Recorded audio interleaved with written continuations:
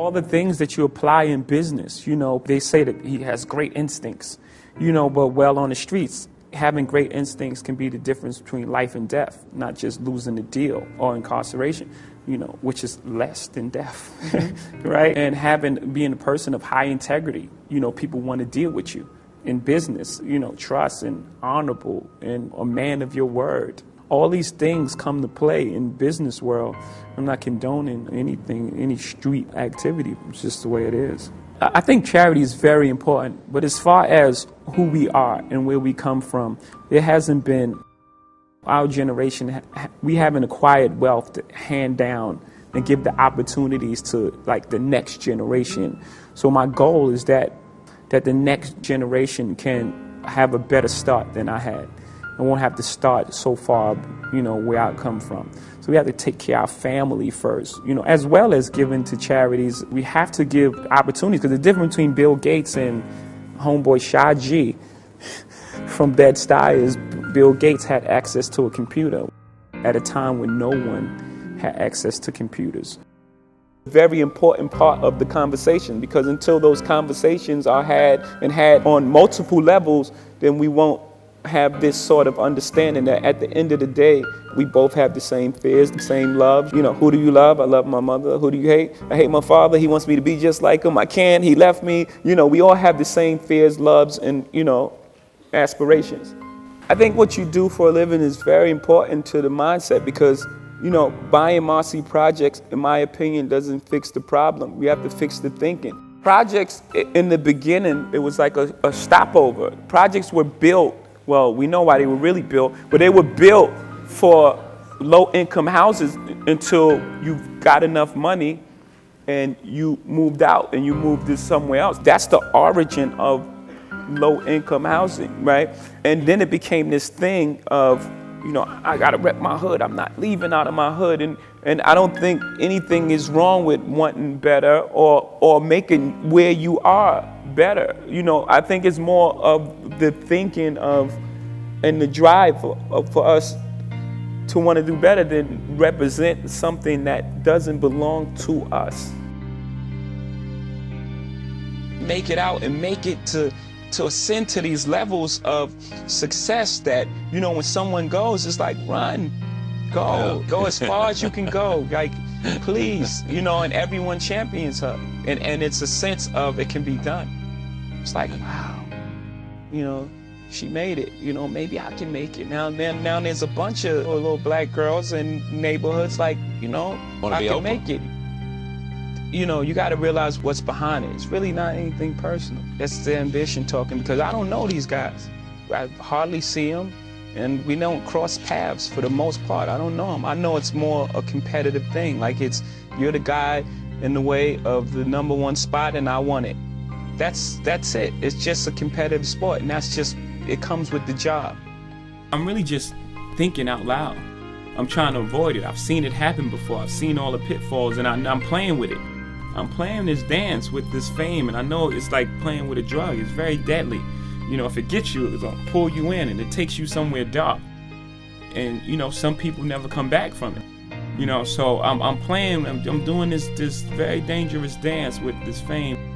There's a sweet spot, if you settle in, because someone was talking the other day, Angie Martinez, who's a friend of mine, she does radio in New York, and she was saying how this group of guys was talking at a barbecue, and they was like talking about how, they can do things and they was using me as an example, and she was listening to them like this. It's amazing the way that they look to you. It's amazing. I'm like, I know him, and they look to you like this mythical character and inspiration and hope, so in that case it's great, but then there's days where you would just want to be normal and you just want to be human. You want to go to the store and just walk outside. It goes a little further than that. It goes like hip hop and, rap music is like more than music, it's a culture. And it's just like, we want those people that could make hot songs and also saying something in their music, representing a certain demographic of people. So what I represent is a group of people, and I represent like every ghetto and every, urban area across country. You know what I mean? I'm the people I'm that rebellious voice that was like, yo, pay attention to us, and we gonna wreak havoc. You know what I'm saying? That's what I do. My thing is, if you really have something to say in a dialogue, there's nothing wrong with that. The medium, and you can reach people and inspire people and get, open up people's minds into the possibilities. Because that's the whole new rules. We need to realize that there's so many possibilities and no one's really using them. There's so many ways to do things, and it's still like the same old way. The fact that they even fought me on bringing new revenue streams into the music business is amazing to me. It's amazing to me. It's like, why? I don't even understand this. It's people are preoccupied with so many things. So when you get their attention for that second, it better be good. Because then they turn away from it. If it's not good, this is interesting. You could occupy and get a bit of mind, right? That's what you're going for. And you hold on to that. And it better be right. So, we take our time and maybe not be most popular with artists, especially new ones that I want to come out tomorrow. But I think in the case of J. Cole, I think that A&R development really helped him and worked for him. The album that he put out was an album that he brought in the first time, and he thought he was ready, And now, and you look at his career now, he's in the place of, he's going to be here for as long as he wants to do it. As long as he's inspired, because now he has the attention of the public. I treat people based on who they are. Who they really are, not the name, not Robert De Niro, like, who you are as a person. It doesn't matter who you are. Everyone has to be respectful, and everyone has to be, a human being. We all human beings, and we all have to be respectful to one another, and that's just the end of it, and that's how I carry it with anybody. Just by the nature of the songs, it just dictated that he step out of his comfort zone, and I think he pushed himself on Holy Grail, which to me, he has a million great vocal performances, but, in my opinion, is his best vocal performance. I'm not on a schedule, so it'll start and then it'll stop. Like for this album, I had Oceans recorded, lyrics on it and everything for, over a year, like as soon as Watch the Throne was finished. And I had the track, the hook to Holy Grail way back then. So I can't say I officially started then. I had pieces of music and ideas. And then, when Timbaland, we caught that vibe, then it was a pretty short period of time. My feeling is, whenever inspiration don't find you, you have to find it. And luckily for me, I've been in this business a minute. I know a couple people. Some of them are just permanently inspired. Abraham Lincoln had a quote that said, "It's not the amount of years in your life, it's the amount of life in your years that count in the end." It embodies my beautiful grandmother, who I would like to dedicate this award to. Her name is Hattie White. She's 93 years old. She's so full of life. And Hattie White, amongst other accomplishments, being super great and very tough, she raised 7 kids, one little walk up in Brooklyn, 615 Lexington, where I started my life.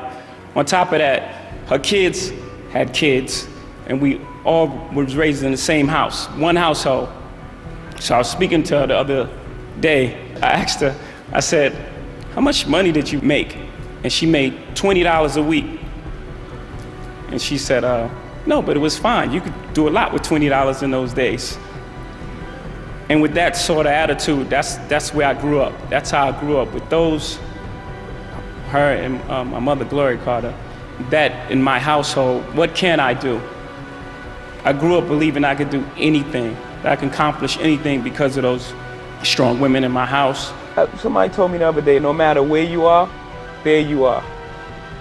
You know what I mean? If I'm in the projects, I'm playing ball better than everybody and da-da-da-da, or you in the project, or someone else is in the project and they're not flourishing like that, you can't put 3 gold chains on them and send them somewhere else and they're a different person.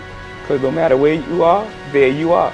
You still that person. Like, you put these things on me, you put me in a car, you put a couple of chains on me, and you put me in the room with Mariah, I'm still the same person. I'm there. You know what I'm saying? I'm not in there conforming or being different. I'm there. I'm still Jay-Z. And if you put a person who wasn't, I hope y'all can understand me and I'm not just bad. You put a person who wasn't that dude and you put him there and you just dress him up, it's going to show.